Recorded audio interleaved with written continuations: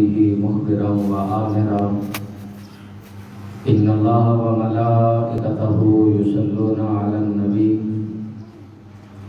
يا أيها الذين آمنوا صلوا عليه وسلموا تسليما الصلاة والسلام عليك يا سيدي يا رسول الله وعلى آلك وأصحابك يا حبيب الله الصلاة والسلام عليك يا سيدي يا رسول الله وعلى آلك وأصحابك يا رحمة للعالمين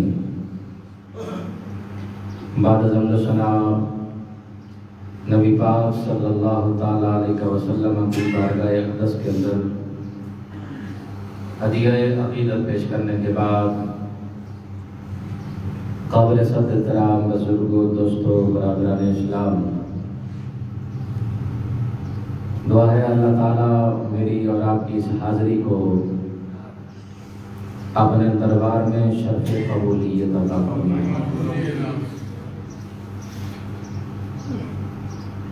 اور صحت والی زندگی اور اپنی بندگی کرنے کی توفیق عطا فرمائے۔ جتنی دیر اللہ تعالیٰ مجھے بولنے کی توفیق دے، میری زبان پہ کلمہ حق جاری نصیب فرمائے۔ ارشاد باری تعالیٰ ہے یا ایھا الذین آمنوا توبوا الی اللہ توبۃ نصوحا، اے ایمان والو رجوع کرو اللہ کی طرف اور سچا کرو۔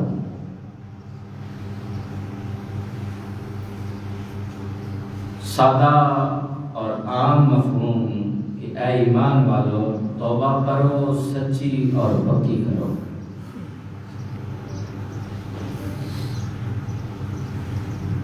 توبۃ نصوحا، علماء نے لکھا ہے کہ وہ توبہ جس گناہ سے کی جا رہی ہے دوبارہ وہ گناہ زندگی میں نہ کرے، یہ سچی اور پکی توبہ ہے۔ مالک چاہتا ہے میرے بندے میرے در پہ آئیں اور مجھ سے معافی مانگیں تو میں اپنی بخشش کا اعلان کروں۔ نبی پاک صلی اللہ تعالی علیہ وسلم نے اپنے صحابہ کو ایک مثال دے کر فرمایا کہ مالک کے دربار میں آ کر معافی مانگنے والا انسان جب معافی مانگتا ہے تو کریم پروردگار اتنا خوش ہوتا ہے۔ فرمایا ایک مسافر ہے جو سواری لیتا ہے اور اپنے ساتھ زادہ راہ کھانے پینے کی چیزیں لیتا ہے، وہ راستے میں چلا جاتا ہے، تھکا ماندہ آرام کرنا چاہتا ہے تو آرام کی غرض سے وہ ایک درخت کے سائے کے نیچے اپنی سواری کو بھی باندھ دیتا ہے اور خود بھی آرام کی غرض سے لیٹ جاتا ہے۔ نبی پاک صلی اللہ علیہ وسلم نے فرمایا جب وہ شخص اٹھتا ہے اس کی آنکھ کھلتی ہے تو سواری موجود نہیں، کھانے پینے کی چیزیں بھی اس کے ساتھ تھی، تلوار بھی اس کے ساتھ تھی۔ تلوار زندگی کا حصہ تھا، جس طرح آج ہم نے اپنی زندگی کا حصہ موبائل کو سمجھا ہے کہ موبائل نہ ہو تو زندگی ادھوری ہے۔ حتیٰ کہ گھروں میں جو بابے اور بوڑھی خاتون ہیں ان کو بھی موبائل لے کے دیے کہ چلو رابطے کے لیے تو صحیح نا۔ تے بابا جی نے 1 مہینہ ٹریننگ لی اس کی کہ بس آ بٹن جڑا نا اینو تسی دبا کے کان نال لا لینا، باقی کچھ نہیں کرنا۔ میں کہ صدقے جا اس بابے تو یہی عمر ہو کدی قرآن دیا سطرہ تے رکھ لا۔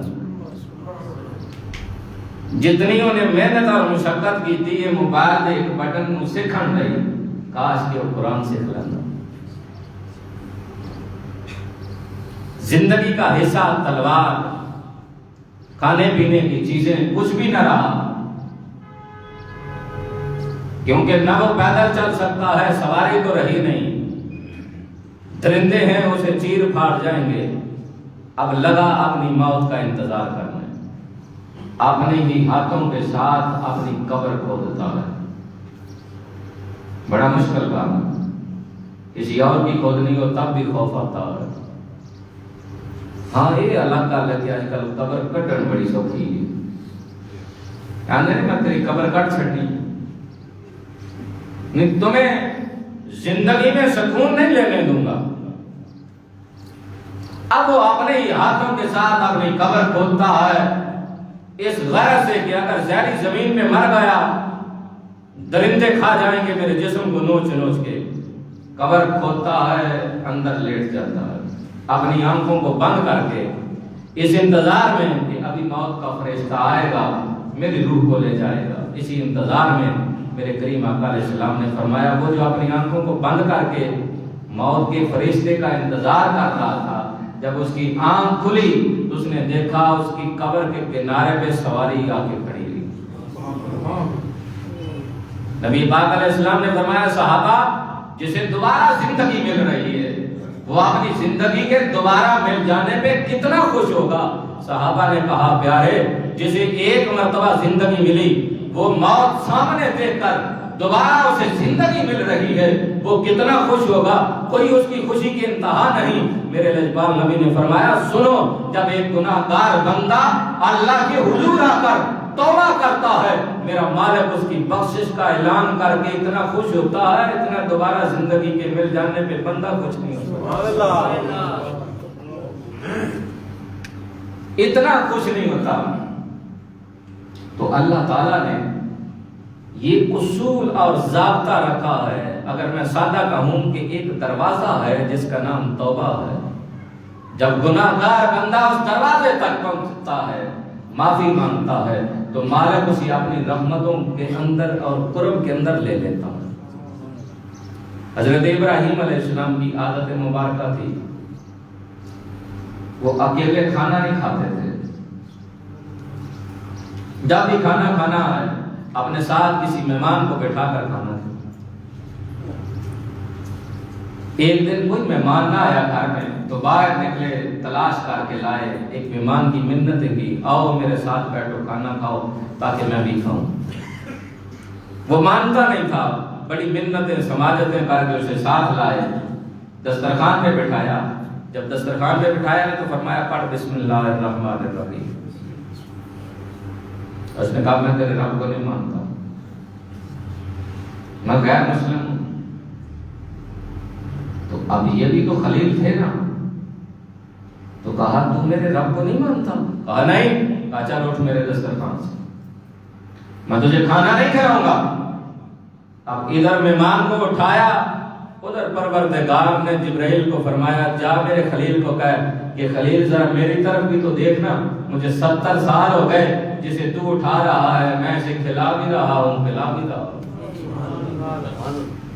مانتا نہیں ہے مجھے پر کھانا دے رہا ہوں اسے۔ کبھی ایک دن کبھی کھانا اس کا میں نے منع نہیں کیا کہ چھین لو اسے، یہ مجھے نہیں مانتا، میرے دربار پہ آ کر سجدہ ریز نہیں ہوتا، لہذا اس کا کھانا پینا بند کر دو۔ حضرت ابراہیم علیہ السلام نے فرمایا کہ یہ تمہارا مہمان ہے، اس کو بلاؤ واپس اور اسے کھانا کھلاؤ، وہ مجھے نہیں مانتا، تیرا تو مہمان پا کر آئے۔ حضرت ابراہیم علیہ السلام دوڑے گئے، اس شخص کی پھر منتیں کی آ جاؤ میرے ساتھ بیٹھو کھانا کھاؤ۔ وہ کہتا بڑے عجیب شخص ہے، پہلے منتیں کرتے ہو کہ آؤ کھانا کھاؤ، جب دسترخوان پہ بٹھا لیتے ہو پھر کہتے ہو چل اٹھ، اٹھا کر جب گھر سے نکال دیتے ہو تو دوبارہ کہتے ہو آؤ دوبارہ کھانا کھاؤ، کون کھائے گا تمہارے ساتھ کھانا؟ حضرت ابراہیم علیہ السلام نے فرمایا بے لیا، پہلے جو میں تیری منتیں کر کے لایا تھا نا وہ میرا عمل تھا، اب جب تمہیں اٹھایا تو اس رب کے لیے اٹھایا تھا جسے تو مانتا نہیں ہے، اب جب دوبارہ تجھے بلانے آیا ہوں تو اسی کی کہنے پہ بلانے آیا ہوں۔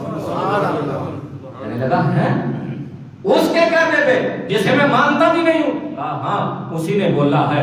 کہا چلو، آیا دسترخوان پہ بیٹھا، کہا ابراہیم اب وہ صرف تیرا رب نہیں رہا، میں جسے مانتا نہیں ہوں، جس کی بندگی نہیں کرتا، وہ مجھ سے اتنی محبت کرتا ہے، تو اگر میں اسے مانتا تو وہ مجھ سے کتنی محبت کرے گا۔ ابراہیم اپنا ہاتھ نکال، میں بھی تیرے رب کا کلمہ پڑھنا چاہتا ہوں۔ وہ تو میرا کریم رب ہے اتنا۔ وہ میاں محمد بخش صاحب نے کہا تھا نا کہ ایک گناہ میرا ماں پہ ہوئے تھے، دیوے دیش نکالا، لکھاں گناہ میرا مولا ہوئے کے پردے پاون والا۔ آج جو میں اور آپ کالے کرتوت کرتے ہیں، اگر رب ستار نہ ہوتا، ہمارے عیبوں پہ پردے نہ ڈالتا، خدا کی قسم ہمارے وہ عیب اگر سامنے آ جاتے تو ہم تو اپنے بچوں کو منہ دکھانے کے لیے قابل نہ رہتے۔ یہ تو اس کی عنایت ہے، کرم نوازی ہے، جس نے عیبوں پہ پردے ڈالے ہوئے۔ ورنہ اگر ہمارے عیب کسی اور کے نہیں ہمارے سامنے رکھ دیے جائیں، خدا کی قسم بندے کو اپنے آپ سے بھی گھن آنے شروع ہو جائے گی۔ یہ تو وہ ستار ہے جس نے پردے ڈالے ہوئے ہیں۔ وہ کہتا ہے پردے ڈالو، میری سنت ہے، جتنا بھی مجھ سے کوئی دور بھاگے، میرا نافرمان ہو جائے، میں لوگوں کے سامنے اس کی تذلیل نہیں کرتا، پردے ڈالتا ہوں۔ فرمایا جو قیامت کے دن میرے سامنے آئے گا، دنیا میں کسی کا عیب، کسی کی کوئی چیز نظر آئی، اس نے میری رضا کی خاطر اس کے عیبوں پہ پردہ ڈالا ہے، فرمایا میں کریم رب کل قیامت کے دن اس کے عیبوں پہ پردے ڈال دوں۔ سبحان اللہ، وہ تو اتنا مہربان ہے۔ بنی اسرائیل کا ایک کفل نامی شخص ہے، جس کی زندگی کا دھندا یہ ہے، ہر روز ایک نئی خاتون کے ساتھ سوتا، مال و دولت ہے، دولت کا نشہ ہے، جاتا ہے خرید کر لاتا ہے۔ ایک دن ایسا ہوا، نبی پاک صلی اللہ علیہ وسلم نے فرمایا، امام بخاری نے لکھا ہے کہ حضور نے اپنے صحابہ سے فرمایا کیا ہوا، ایک خاتون کو 60 دینار کے اندر لاتا ہے، رات ہوتی ہے تو وہ خاتون کی زاروں کے تار چیخیں نکلتی ہیں، کہتا میں تیرے ساتھ زبردستی تو نہیں کر رہا، میں نے تیری مرضی کے ساتھ سودا کیا ہے، 60 دینار دیے ہیں، کیا وجہ ہے تو رو رہی ہے؟ کہا جو تو سمجھا ہے میں وہ نہیں ہوں، بد کردار نہیں ہوں، میرے بچے آج 3 دن ہو گئے بھوکے اور پیاسے ہیں، میں اس لیے اپنی عزت کو بیچنے آئی ہوں۔ اسلام نے اسی لیے زکوٰۃ کا نظام رکھا۔ جب امیر لوگ زکوٰۃ، صدقات، خیرات نہیں ادا کرتے تو پھر غریبوں کی بچیوں کی عزت نیلام ہوتی ہے۔ یہ دنیا کے اندر جتنے آپ کو گناہ اور پاپ نظر آتے ہیں، یہ سارے امیر لوگوں کا کرتا دھرتا کام ہے۔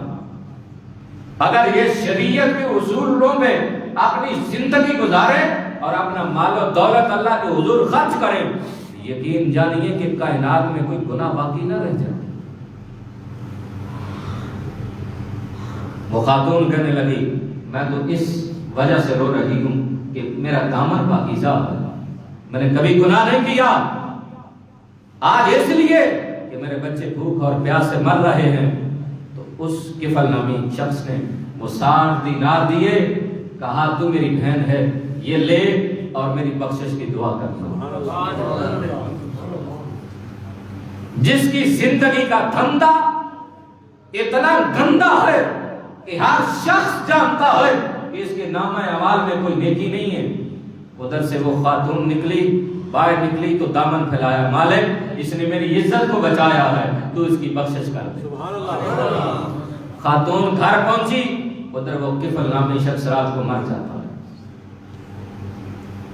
صبح ہوتی ہے، دروازے پہ لکھا ہوتا ہے، اس کے مین دروازے پہ، گیٹ پہ، کہ میں نے کفل کو معاف بھی کر دیا ہے اور اسے جنت بھی عطا کر دی۔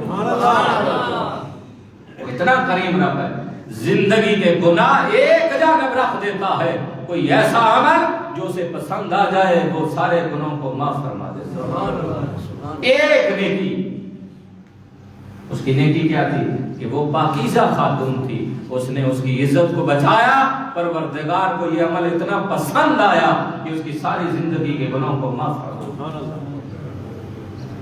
میرا مالک تو بہانے تلاش کرتا ہے کہ میرے بندے آئیں میرے در پہ آئیں اور مجھ سے معافی مانگیں. معافی مانگنے کی دیر ہوتی ہے، مالک اس کے گناہوں کو معاف فرما دے. اللہ اکبر. نبی پاک صلی اللہ تعالی علیہ وسلم نے فرمایا ایک شخص تھا جس نے 99 قتل کیے. ایک شخص کے پاس گیا، اس نے پوچھا میں نے 99 قتل کیے ہیں، میں معافی مانگوں تو کیا معافی مل جائے گی؟ اس نے کہا جس نے 99 قتل کیے ہیں، جو ایک قتل کرے اس کی سزا جہنم ہے، تو کہاں بخشا جائے گا؟ اس نے کہا نہیں بخشا جاؤں گا. اس نے کہا نہیں. اس نے اسے بھی اڑا کے 100 پورا کر دیا، لیکن دل میں پھر بھی خوف تھا کہ مرنا ہے، حساب دینا ہے، کدھر جاؤں گا آگے جا کر حساب چکانا تو کیا ہوگا. وہاں جا کر پھر دل میں تجسس، خوف، کیا کیا کرنا. پھر گیا ایک اللہ والے کے پاس، پوچھا کیا میں معافی مانگوں تو کیا معافی مل سکتی ہے؟ کہا، اس نے کہا سنو، تمہارا گھر، تمہاری بستی یہ برے لوگوں کی ہے، تو لہذا تو یہ بستی بھی چھوڑ دے، گھر بھی چھوڑ دے، وہ سامنے نیک لوگوں کی بستی ہے، وہاں چلا جا، وہاں جا کر اللہ توبہ کر، شاید تیرا کریم رب تجھے معاف کر دے. بعض اوقات بندے کا فیملی نظام اتنا گندا ہو چکا ہوتا ہے کہ اسے نیکی کی توفیق ہی نہیں ملتی، نحوست اتنی چھا جاتی ہے.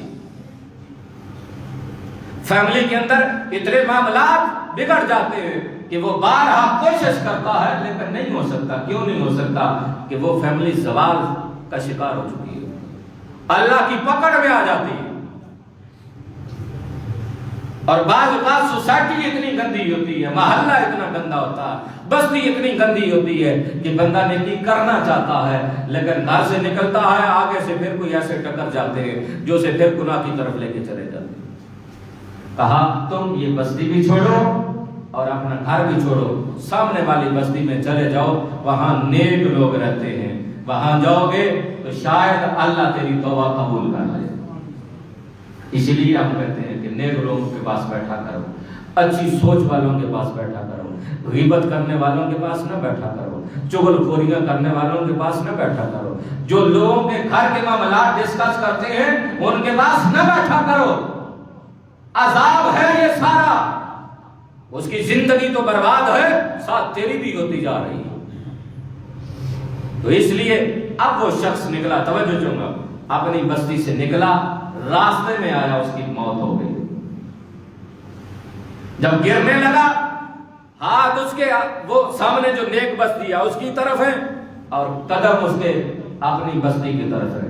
جہنم کے فرشتے بھی آ گئے، جنت کے فرشتے بھی آ گئے. جنت کے فرشتے کہنے لگے یہ گھر سے نکلا ہے، اس نے ارادہ کر لیا کہ میں توبہ کروں گا، لہذا اب یہ ہمارا ایمان ہے، ہم جنت میں لے جائیں گے. سبحان اللہ. اسی سبحان اللہ کہہ لو، کوئی نہیں کہہ رہا سبحان اللہ. چلو ہولی ہولی کہہ لو، شاید پیچھے پولیس والے آئے اور بات مدے اوپر سے شر چلنا ہو جائے. سبحان اللہ. اللہ دیا بندیو سبحان اللہ کہنے سے شرم نہیں ہونی چاہیے. کی خیال ہے؟ کہو کہ سبحان اللہ. اینجی گج بج کے آکھیا کرو، پتہ لگے کہ اللہ دے گھر چ آئے ہو، خوش ہو، دل چ خوشی ہے. منہ تے 12 بجے اور بندہ مسجد بھی ہوئی ہوئے تے گھر بھی ہوئی ہوئے تے فائدہ تے کوئی نہ ہوئے نا پھر رب دے گھر چ آندا. چلو گھر دیاں پریشانیاں، ہمارے گھروں کا ماحول ہے پریشانیاں، پر اللہ کے گھر میں تو سکون ملتا ہے. جسے سکون ملتا ہے وہ کہے سبحان اللہ. اللہ آپ کو آباد رکھے. فوت ہو گئے، جنت کے فرشتے کہتے ہیں ہمارا ہے، دوزخ کے فرشتے کہتے ہیں نہیں. ابھی اس نے توبہ نہیں کی، کرنے جا رہا تھا، کی تو نہیں نا، لہذا ہمارا ہے، ہم جہنم میں لے جائیں گے. اب دیکھو کریم پروردگار کتنا کریم ہے. اس نے قرآن کے اندر جب کہا نا تو ایمان والوں کو نہیں کہا، اس نے کہا یا ایھا الانسان ما غرک بربک الکریم. اے انسانو تم اپنے کریم رب سے کیوں دور بھاگتے ہو؟ سبحان اللہ. سبحان اللہ. وہ اپنا تعارف کریم کروا رہا ہے کہ میرے قریب آؤ، میرے در پہ آؤ، بس مانگو یا اللہ مجھے معاف کر دے. فرمایا سچا بولو گے تو زندگی کے پچھلے سارے گناہوں کو معاف کر دے. وہ تو اتنا کریم ہے. اب فرشتے آئے, دونوں جھگڑ رہے ہیں. جنت والے کہتے ہیں نہیں ہمارا ہے, دوزخ والے کہتے ہیں نہیں ہمارا ہے. اب اللہ نے 2 منصف فرشتے بنا کر بھیجے, کہا جاؤ ان کا فیصلہ کرو, انہیں بولو تم جنت والے بھی اس کی بستی سے ماپ لو, دوزخ والے بھی اس کی بستی کو ماپ لو, جو زیادہ قریب ہوگا وہ اسے اپنے ساتھ لے جائے. اب نبی پاک صلی اللہ علیہ وسلم نے فرمایا کہ اللہ تعالیٰ نے زمین کو حکم دیا جو نیک لوگوں کی بستی کی طرف تھی نا, جہاں وہ جا رہا تھا توبہ کرنے کے لیے, زمین کو حکم دیا کہ سکڑ جا. زمین سکڑ گئی, فرشتوں نے ماپا, وہ اللہ کے بندوں کی اور اس نیک لوگوں کی بستی کی جانب قریب تھا. جب قریب تھا تو جنت والے لے گئے, فرمایا لے جاؤ میں نے اس کی زندگی کو گناہوں کو معاف فرما دیا. یار وہ تو اتنا کریم رب ہے کہ بندہ توبہ نہ بھی کرے, توبہ کی نیت سے گھر سے نکلے کہ اب میں معافی مانگنے چلا ہوں, راستے میں اگر موت بھی آ جائے تو مالک پھر بھی معافی دے رہے. ایک روایت ہے, ایک بابا جی بضد تھے گھر کے اندر کہ میں نماز مسجد میں جا کر پڑھوں گا, میں نماز مسجد میں پڑھوں گا. گھر والے کہتے تھے کہ اندھیرا ہے, موسم ٹھیک نہیں, آپ گھر میں ہی پڑھ لیں. کہا نہیں میں مسجد میں پڑھوں گا جا کر. اس نیت سے نہیں کہ مسجد میں آ کر مسجد والوں کو تنگ کروں گا, اس نیت سے کہ جماعت کے ساتھ پڑھوں گا, شاید میری نماز میں کوئی کمی ہو پر نماز سے تو قبول ہو جائے گی. اب وہ جب گھر سے نکلا نا تو راستے میں گرا, پھر واپس گیا, کپڑے تبدیل کیے, پھر گھر والوں نے کہا بابا اب گھر پڑھ لے. کہا نہیں مسجد میں پڑھوں گا. دوسری دفعہ تھوڑا آگے آیا, پھر گرا, پھر گھر گیا, پھر کپڑے تبدیل کیے, پھر گھر والوں نے کہا گھر ہی پڑھ لو. کہا نہیں مسجد میں پڑھوں گا. تیسری مرتبہ جب آئے نا تو جہاں گرے تھے نا وہاں ایک بچہ کھڑا ہے, اینٹیں اس کی ہاتھ میں, تو کہتا بابا جی میں اینٹ رکھتا ہوں, آپ اس پہ ہاتھ رکھے, گرے کہ نہیں. بابا جی نے اس کا ہاتھ پکڑا, اینٹوں پہ پاؤں رکھا, مسجد کے دروازے تک وہ بچہ لایا. تو بابا جی کہنے لگے پتر لگتا بڑے چنگے پیودا پتر ہے, بڑے چنگے پیودا پتر ہے, جن نے میں نے رات ڈگن تو بچایا, مسجد کے دروازے تے لایا. لگدا تم ہی بڑا نیک ہے تے تیرا پیو بھی بڑا نیک ہے. اندھا بابا جی تسی کھول گئے. میں نیکیاں اپنے مطلب پہ کرتا ہوں. کہا کیا مطلب ہے, تیرے باپ کا کیا نام ہے. کہا آپ شاید بھول گئے ہیں, میرے باپ کا نام نہیں, میں مردود لعین ہوں, شیطان ہوں. کہ بابا جی کہنے لگے او بد نصیبہ تو تے برے پہننے بندے نے پانا, تم مجھے وہاں گرنے سے بچا کر مسجد میں لایا کیوں. کہا اس لیے کہ جب پہلی مرتبہ تم گرے تھے مالک نے کہا اس کے بھی معاف کر دو اور اس کے گھر والوں کے بھی گناہ معاف کر دو. جب دوسری مرتبہ گرے تو اللہ نے کہا اس بستی کے گناہوں کو معاف کر دو. اب تیسری مرتبہ میں نے اس لیے بچایا ہے کہ رب کہیں ساری امت کا فیصلہ نہ کر دے. میں تو اپنی مجبوری نہ رویا. تو اس لیے مالک بہانے تلاش کرتا ہے, پردے ڈالتا ہے. ایک گناہ میرا ماں پیو ویکھے تے دیوے دیس نکالا, ایک گناہ ماں پیو ویکھ لے نا تو گھروں کٹ چھڑتا ہے. بھائی تو ساڑی عزت دا دلا دیتی ہے, نکل جا. آج کے بعد خبردار ساڑھے گھر ہمیں تے میاں محمد بخش صاحب کہندے نے ایک گناہ میرا ماں پیو ویکھے دیوے دیش نکالا, لکھاں گناہ میرا مولا ویکھے پردے پاون والا. سبحان اللہ. ہم صبح سے لے کر شام تک کتنے گناہ کرتے ہیں, مالک پھر پردے ڈال دیتا کہ شاید میرا بندہ مجھ سے معافی مانگ لے, شاید مجھ سے معافی مانگ لے. حدیث پاک کے اندر آتا ہے نبی پاک صلی اللہ علیہ وسلم نے فرمایا میرے صحابہ تمہارے گھروں کے سامنے نہر ہو, تم 5 مرتبہ اس کے اندر نہاؤ تو کیا تمہارے جسم پہ کوئی میل مچل رہ جائے گی. صحابہ کہتے ہیں سونے جڑا دن سے ایک باری نہا لے او دے جسم تے میل مچل کو نہیں رہندی. جو 5 مرتبہ نہائے فرمایا اسی طرح جو بندہ 5 مرتبہ نماز پڑھتا ہے رب اس کے جسم پہ کوئی گناہ باقی نہیں رہتا. 5 وقت کی نماز گھر میں ہو تب پڑھ لو، دکان پہ ہو تب پڑھ لو، مسجد میں موقع مل جائے وہاں پڑھ لو، مسافر ہو، دنیا کے سفر مکتے نہیں ہیں، ختم نہیں ہوتے، لیکن مسافر ہو، سارا دن ٹائم نہیں ملا، شام ہوئی گھر میں آ گئے ہو، وضو کرو، سارے دن کی نمازیں قضا کر کے پڑھ کے اس رب سے معافی مانگ لو۔ یقین کرو بندہ ایک مرتبہ سچے دل سے کہے نا اے اللہ مجھے معاف کر دے، تو مالک زندگی کے گناہ معاف فرما دیتا۔ نیکی ہونی چاہیے لیکن خالص ہونی چاہیے، دکھلاوا نہیں ہونا چاہیے۔ ان کے بندے میں کرونا ہو جائے تو نماز شروع کر دیتے، میں پوچھا کیوں؟ انہوں نے کہا پتہ نہیں کرونے سے مارا ہی چاہیے تو کم از کم تو 4 نمازیں تو ہونی چاہیے۔ دسو یعنی زندگی گزر گئی، نماز یاد نہیں، جیسے ہی بیماری لگی، موت سامنے نظر آنے لگی، کیسے بندے مر جاتے ہیں۔ یقین پھر بھی اس مالک پہ نہیں کہ بندے کرونے سے نہیں مرتے، جو اس نے فیصلہ کیا اس سے مرتے ہیں۔ کہاں جائیں گے؟ نیکی کرو خالص، جس طرح خالص چیزیں تلاش کرتے ہو نا، بازار کے اندر جا کے برتن بھی لینا ہو اسے بھی چیک کرتے ہو، گاڑی لینے ہو اسے بھی چیک کرتے ہو، جوتے لینے ہو اسے بھی چیک کرتے ہو، کپڑا لینا ہو اسے بھی چیک کرتے ہو، تو کم از کم اللہ کے حضور جب نیکی کرتے ہو اسے بھی چیک کرو۔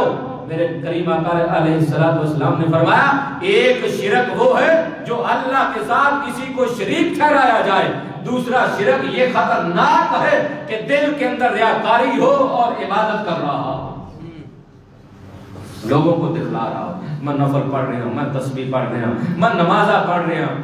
نہیں، خالص نیکی ہو تو پھر رب اجر کتنا دیتا ہے۔ مشہور حدیث پاک ہے، بنی اسرائیل کی وہ خاتون جو ساری زندگی ناچ گانا کرتی تھی، جس کی زندگی میں کوئی نماز، روزہ، حج، زکات نہیں، کوئی ایک عمل نہیں، وہ جاری راستے میں ایک کتیا ہے جسے پیاس لگی ہے، وہ پیاس کی وجہ سے مر رہی ہے، اس نے اپنے سر سے دوپٹہ اتارا۔ میں سوچتا ہوں حدیث بات جب میں نے پڑھی کہ اس نے اپنے سر سے دوپٹہ اتارا، یار ہے ناچ گانے والی پر اس کے سر پہ دوپٹہ تھا۔ یہ اس زمانے کی بات کر رہا ہوں جو موسیٰ علیہ السلام کا زمانہ تھا۔ اسی طرح میں اگلا دن پڑھ رہا تھا کہ جو آج ہم بچوں کو دودھ پلاتے ہیں، اسے بھینس کا پلا دو، اسے گائے کا پلا دو، اسی تجویز کر لینے ہیں تو ڈاکٹر کو جائیے کہ میں انہوں نیٹو پلا دو۔ یہ کہاں سے شروع ہوا؟ موسیٰ علیہ السلام کی والدہ نے اپنے بچے موسیٰ کو صندوق کے اندر رکھا، پانی کے حوالے کر دیا۔ فرعون نے دیکھا، دیکھ کر اس صندوق کو اٹھایا، گھر لے گیا، دیکھا خوبصورت بچہ، کہا یہ ہمارے گھر میں رہے گا۔ اب فرعون کہنے لگا جاؤ تلاش کرو خاتون کو جو اس بچے کو دودھ پلائے۔ تو میں سمجھا اس وقت موسیٰ علیہ السلام نے زمانے دے اندر جانوراں دا دودھ بچن پلاون دا کوئی دستور بولو جی ہوندا تے کہہ دینا کہ اینوں بکری دا پلا دو، اینوں بھیڑ دا پلا دو۔ فرمایا خاتون تلاش کرو۔ تلاش کرتے کرتے رب نے سودا سارا مقرر کیا ہوا تھا۔ 2-3 خاتون آئیں، موسیٰ علیہ السلام نے دودھ نہ پیا تو موسیٰ علیہ السلام کی والدہ چلتے چلتے چلتے جب قریب آئیں تو کسی نے کہا کہ فرعون کے گھر میں ایک بچہ ہے، اس طرح کہا ہے، اسے دودھ پلانے والے کی ضرورت ہے، کہا مجھے لے چلو شاید وہ میرا پی لے۔ مالک نے سودا مقرر کیا ہوا تھا نا، آپ گئیں، چھاتی سے لگایا، بچہ تھا، بچہ فوراً دودھ پینے لگا تو ماں نے دودھ پلایا۔ تو جو آج ہمارے معاشرے کے اندر بے سکونی، بے چینی، فیشن، بربادی، بیماری خواتین کے اندر ہے نا، وہ ساری اسی وجہ سے ہے کہ ماں اپنے بچوں کو دودھ نہیں پلاتی۔ قرآن نے کہا خولین کاملین، 2 سال تک ماں اپنے بچوں کو دودھ پلائیں، نہیں پلاتی، فیشن ہے تو پھر کینسر کی بیماری لگ جاتی ہے، چھاتی کا کینسر ہو جاتا ہے۔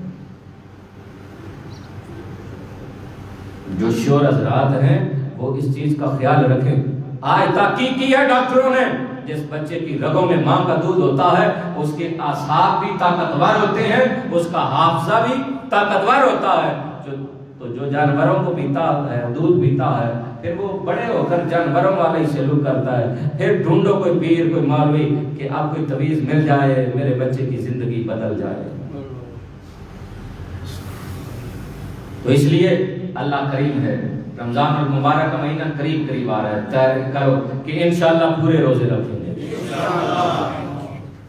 انشاءاللہ پیٹ چ کوئی غرض نہیں، ٹھیک ہے رب نے تو نہیں جنوں رب نے توفیق دینی ہے، ورنہ تو پتہ ہی ہے نا پھر مولوی صاحب تو پتہ ہے میں بیماری لگی ہے، میں دیڑی روٹی نہ کھاواں تو پھر تو مر جاواں، تو میں کہ روزہ رب رکھاندا کا دے واسطے کہ بھوک لگے پیاس لگے، بھوک اور پیاس ڈاکٹروں نے تحقیق کی ہے اس پہ کہ اللہ نے مسلمانوں پہ یہ ایک ماہ کے روزے فرض کیوں کیے، وہ روزے نہیں دیکھتے، وہ یہ دیکھتے ہیں یہ 10-12 گھنٹے 25 سے 30 دن فاقہ کشی کرتے ہیں، اسے کیا ہوتا ہے، کیوں رکھے گئے ہیں؟ ہم تو یہ سوچتے ہیں نہیں جی نیکی ملے گی، وہ اس کا دیکھتے ہیں کہ اللہ نے یہ رکھا کیوں ہے، اس کا سبب کیا ہے۔ اب تحقیق کی، غیر مسلم ڈاکٹروں نے، طبیبوں نے، سائنسدانوں نے تحقیق کی تو کہنے لگے جی ہم بھی سال میں 25 سے 30 دن ایک مہینہ فاقہ کشی کریں گے 8 سے 10 گھنٹے۔ لوگوں نے کہا تم کیوں کرو گے، یہ تو امت مسلمہ کا اعزاز ہے۔ کہا اللہ نے جو یہ رکھا ہے نا بڑا سوچ کے رکھا ہے کہ جو بندہ 25 سے 30 دن 10 سے 12 گھنٹے سال میں ایک مہینہ بھوکا رہتا ہے، رب اندر کے جتنے کینسر ہیں باڈی میں سارے نجات عطا فرما دیتا ہے۔ اب پتہ چل کہ روزے کے فوائد کیا ہیں، کہ اللہ اندر کی بیماریوں سے جو پورا سال ہم کھاتے رہتے ہیں اندر جڑتی رہتی ہیں، فضول مادے، غیر ضروری مادے، جب بندے کو اندر بھوک اور پیاس لگتی ہے مالک انہیں کو اندر سے جلا کے ختم کرتا ہے اور بندے کو بیماریوں سے بھی محفوظ کر دیتا ہے اور اسے نیکیوں کا صلہ بھی عطا کرتا ہے۔ اللہ تعالیٰ مجھے اور آپ کو عمل کی توفیق عطا فرمائے۔ آمین ثم آمین۔ وآخر دعوانا